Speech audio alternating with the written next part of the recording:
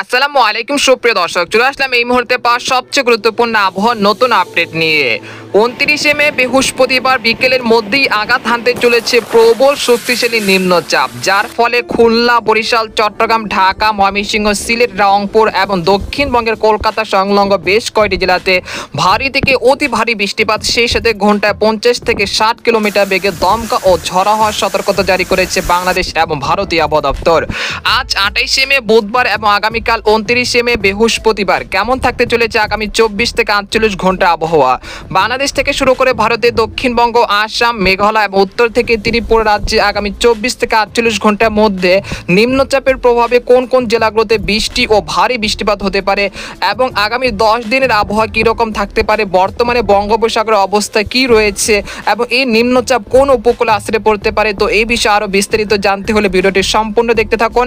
আর আপনি কোন জেলা থেকে এই খবরটি দেখছেন, আপনার জেলার নামটি আমাদের কমেন্ট বক্সে জানিয়ে দেবেন। আর সবার আগে সবার প্রথম শুরু খবর জানতে আমার চ্যানেলটিকে সাবস্ক্রাইব করে রাখুন। এবার জেনে নিন এক নজরে। বন্ধুরা, এই পর্যায়ে আমরা সরাসরি বায়ু মোডের চিত্রে চলে আসলাম। তো এখান থেকে আপনারা দেখতে পাচ্ছেন যে এই মুহূর্তে উত্তর পূর্ব পশ্চিম বঙ্গোপসাগর বেশ উত্তাল রয়েছে।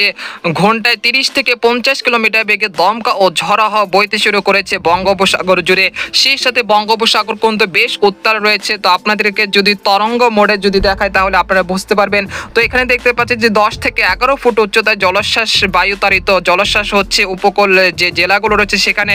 তো এই নিম্নচাপ কখন উপকূলে আশ্রয় পড়বে সেটাই আপনাদেরকে এই মুহূর্তে জানিয়ে দিচ্ছি। তো আমরা দেখতে পাচ্ছি যে এই নিম্নচাপটি সরাসরি এখন বঙ্গোপসাগরে অবস্থান করছে।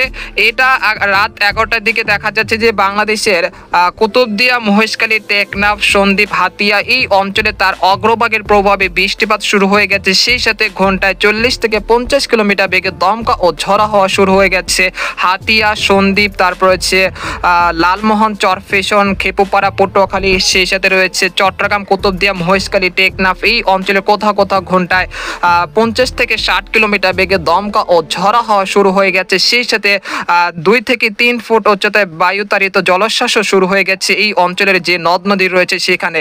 তো আমরা দেখতে পাচ্ছি যে রাত 1টা থেকে ভোর রাত 5টার মধ্যে সেখানে দেখা যাচ্ছে যে এই নিম্নচাপের অগ্রভাগের প্রভাবে চট্টগ্রাম বিভাগের সব কয়টি জেলায়, কুমিল্লা থেকে ব্রাহ্মণবাড়িয়া, তারপর হচ্ছে কক্সবাজার থেকে টেকনাফ, অর্থাৎ সব কয়টি জেলাতেই কিন্তু মুষলধারে বৃষ্টিপাত, সেই সাথে কোথাও কোথাও ঘন্টায় 45 কিলোমিটার বেগে দমকা ও ঝড়ো হাওয়া বইতে শুরু করেছে। একই সঙ্গে বৃহস্পতিবার ভোর 5টার মধ্যে ঢাকা, ধামরাই, কাপাসিয়া, নরসিংদী, কটিয়াদি, মুন্সিগঞ্জ, নারায়ণগঞ্জ, দোহার, শিবালয়, ফরিদপুর, নাগপুর, বাণীস্থলী, টাঙ্গাইল এই অঞ্চলে কোথাও কোথাও ঘন্টায় 50 কিলোমিটার বেগে দমকা ও ঝড়ো হওয়ার সাথে ভারী বৃষ্টিপাত হতে পারে।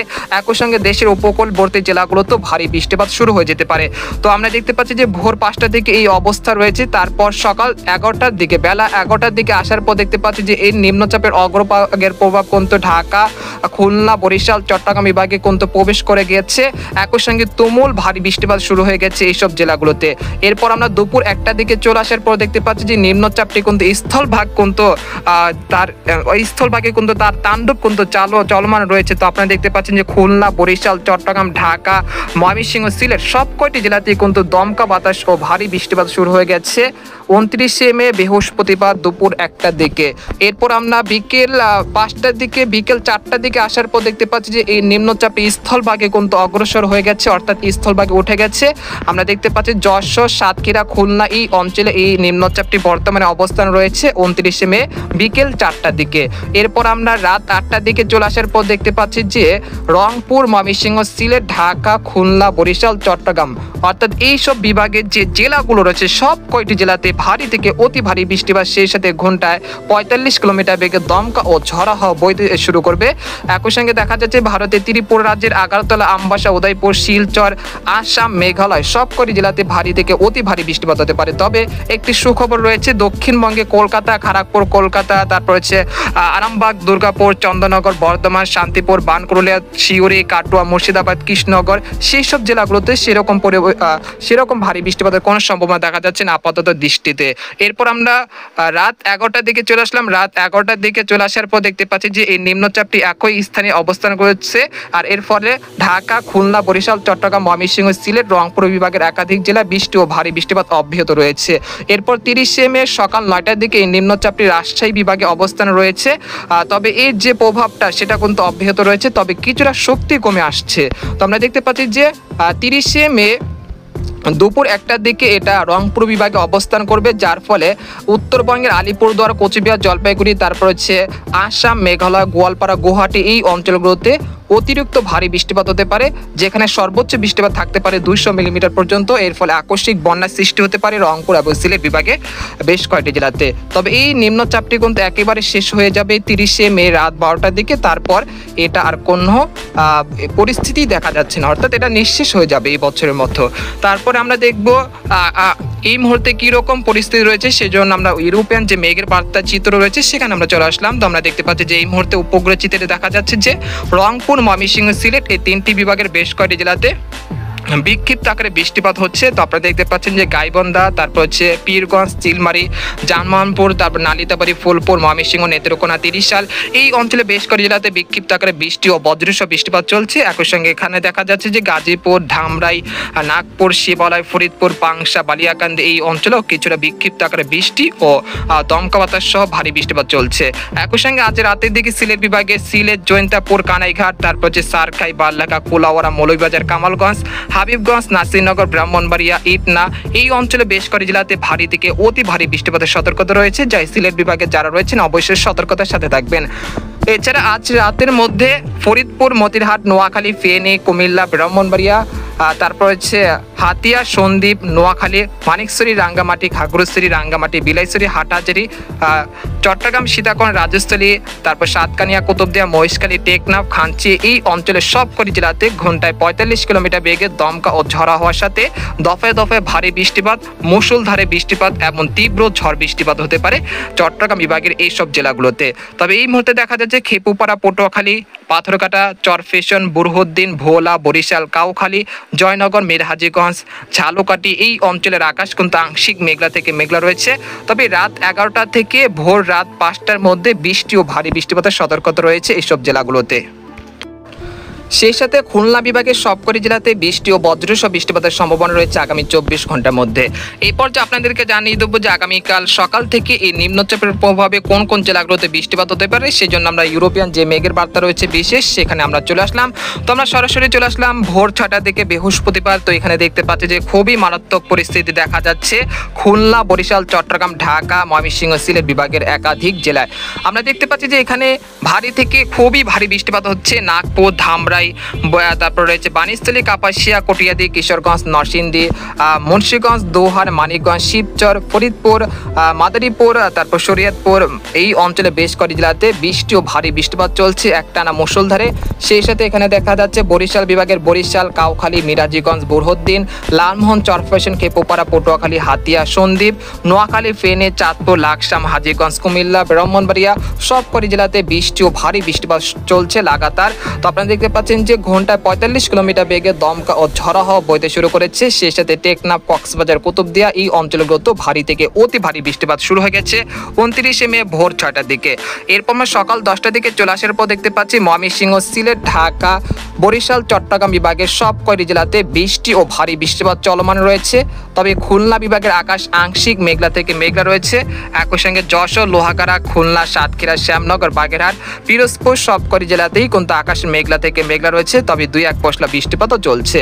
এরপর আমরা বেলা 11টার দিকে চলে আসার পর দেখতে পাচ্ছি যে এই নিম্নচাপটির তার প্রভাব কিন্তু শুরু হয়ে গেছে ময়মনসিংহ, সিলেট, ঢাকা, বরিশাল, চট্টগ্রাম বিভাগের একাধিক জেলায় লাগাতার বৃষ্টিপাত হচ্ছে।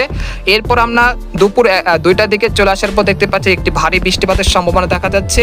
এখানে লক্ষ্য করা যাচ্ছে সিরাজগঞ্জ, সরিষাবাড়ি, তারপর হচ্ছে কালীহাটি, টাঙ্গাইল, নাগপুর, বেড়া, তারপর হচ্ছে নন্দীগ্রাম, সিংড়া, আক্কেলপুর, তারপর হচ্ছে শিবগঞ্জ, বগুড়া এই অঞ্চলে কোথাও কোথাও প্রায় 50 থেকে 60 মিলিমিটার পর্যন্ত বৃষ্টি ও ভারী বৃষ্টিপাত হতে পারে। এছাড়া দেখা যাচ্ছে যে এখানে সন্দ্বীপ, হাতিয়া, মতিরহাট, ফরিদগঞ্জ, চাঁদপুর, নোয়াখালী, কুমিল্লা এই অঞ্চলে কোথাও কোথাও বৃষ্টি ও ভারী বৃষ্টিপাতের সম্ভাবনা রয়েছে। এরপর আমরা সন্ধ্যা 6টার দিকে আসার পর দেখতে পাচ্ছি যে এখানে কিন্তু তুমুল ভারী বৃষ্টিপাত শুরু হয়ে গেছে বগুড়া, তারপর হচ্ছে নন্দীগ্রাম, সিংড়া, তারাস, কুষ্টিয়া, আদামদিঘি, আক্কেলপুর এই অঞ্চলে কোথাও কোথাও প্রায় 100 মিলিমিটার পর্যন্ত ভারী বৃষ্টিপাত চলছে। এরপর আমরা রাত 9টার দিকে চলে আসার পর দেখতে পাচ্ছি যে ময়মনসিংহ বিভাগের সব কয়টি জেলা সরিষাবাড়ি, জামালপুর, নালিতাবাড়ি, ময়মনসিংহ, নেত্রকোনা, বাগমারা, শেরপুর সব কয়টি জেলাতে তুমুল ভারী বৃষ্টিপাত শুরু হয়ে গেছে। প্রায় 50 মিলিমিটার পর্যন্ত একটানা ভারী বৃষ্টিপাতের একটা সম্ভাবনা দেখা যাচ্ছে রাত 9টার দিকে। এরপর সুনামগঞ্জ, নেত্রকোনা, জাগান্নাথপুর, সাতক, সিলেট, বালাগঞ্জ এই অঞ্চলে কোথাও কোথাও প্রায় 50 থেকে 60 মিলিমিটার পর্যন্ত ভারী থেকে অতি ভারী বৃষ্টিপাত হতে পারে। এছাড়া দেখা যাচ্ছে রাজশাহী, সিংড়া, মহাদেবপুর, তারপর হচ্ছে মহানপুর, পুটিয়া, আদামদিঘি এই অঞ্চলে কোথাও কোথাও বিক্ষিপ্ত আকারে 40 মিলিমিটার পর্যন্ত ভারী বৃষ্টিপাতের একটা সম্ভাবনা রয়েছে। এরপর আমরা রাত 1টা থেকে রাত 2টার মধ্যে দেখা যাচ্ছে যে রংপুর বিভাগের একাধিক জেলায় তুমুল বৃষ্টিপাত শুরু হয়ে গেছে। সেখানে সর্বোচ্চ একটানা 100 মিলিমিটার পর্যন্ত অতি ভারী বৃষ্টিপাতের সতর্কতা রয়েছে রাত 12টা থেকে। বৃহস্পতিবার রাত 12টা থেকে 30 মে ভোর 5টার মধ্যে এই বৃষ্টিপাতের সম্ভাবনা দেখা যাচ্ছে সৈয়দপুর, দিনাজপুর, জলঢাকা, লালমনিরহাট, কুড়িগ্রাম, চিলমারি, পীরগঞ্জ, গাইবান্ধা এই অঞ্চলে কোথাও কোথাও প্রায় 41 থেকে 45 মিলিমিটার পর্যন্ত ভারী থেকে অতি ভারী বৃষ্টিপাত রয়েছে। সেই সাথে উত্তরবঙ্গের আলিপুরদুয়ার, কোচবিহার, জলপাইগুড়ি, শিলিগুড়ি, তারপর আসাম, মেঘালয়, শিলং সবকটি জেলাতে ভারী থেকে অতি ভারী বৃষ্টিপাতের সম্ভাবনা রয়েছে।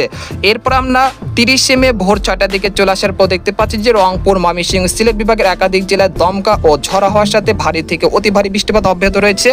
আর এই নিম্নচাপের যে লেজটা কিন্তু সেই লেজটা কিন্তু ধুঁকতে শুরু করেছে 30 মে শুক্রবার ভোর 6টার দিকে। আপনারা যদি লক্ষ্য করতে পারেন তো এখানে দেখতে পাচ্ছেন যে খেপুপাড়া, তারপর হচ্ছে পাথরকাটা, লালমোহন, হাতিয়া, সন্দ্বীপ, নোয়াখালী, ফেনী, চাঁদপুর, ভারতের ত্রিপুরা রাজ্যের আগারতলা, আমবাসা, উদয়পুরের এই অঞ্চল দিকে এই নিম্নচাপের যে শেষ অংশটা সেটা কিন্তু প্রবেশ করতে যাচ্ছে। এর ফলে কিন্তু এই অঞ্চলগুলোতে তুমুল ভারী বৃষ্টিপাতের সম্ভাবনা রয়েছে। অর্থাৎ আপনাদেরকে যদি সাধারণ ভাষায় বোঝাতে যাই 1 ঘন্টায় প্রায় 200 মিলিমিটার পর্যন্ত এরকম একটা বৃষ্টিপাতের একটা সম্ভাবনা দেখা যাচ্ছে 30 মে ভোর 6টা থেকে সকাল 9টার মধ্যে। এরপর আমরা দেখতে পাচ্ছি যে দুপুর 1টার দিকে চলে আসার পর দেখতে পাচ্ছি চট্টগ্রাম বিভাগে বৃষ্টিপাত অব্যাহত রয়েছে। তারপর আমরা দেখতে পাচ্ছি যে 30 মে বিকেল 5টার দিকে এই নিম্নচাপের প্রভাব ধীরে ধীরে কেটে যাচ্ছে খুলনা বিভাগ থেকে।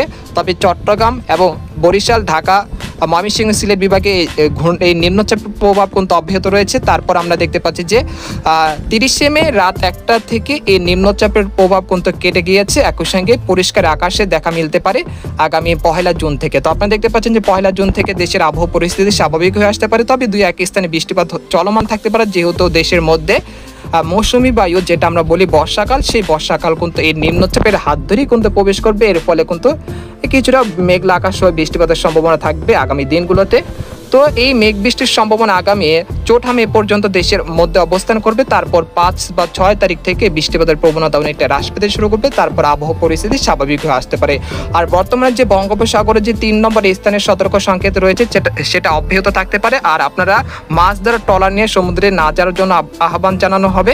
তো আজকের খবর এখানে শেষ করলাম। সবাই ভালো থাকবেন, সুস্থ থাকবেন, আল্লাহ হাফেজ।